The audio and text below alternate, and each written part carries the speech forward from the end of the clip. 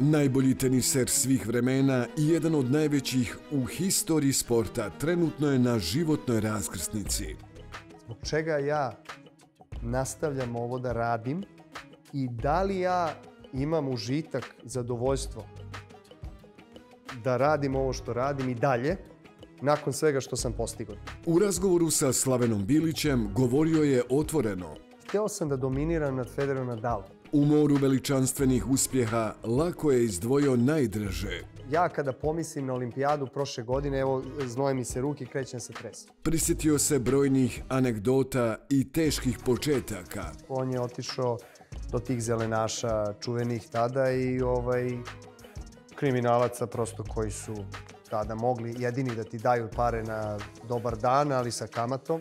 Dolazi otac i govori kao čestitam Nole, a ti govoriš čale, mi smo se dogovorili kad ćeš mi čestiti. Neuspjeh prvaka, specijal sa Slavenom Bilićem, gost emisije Novak Đoković.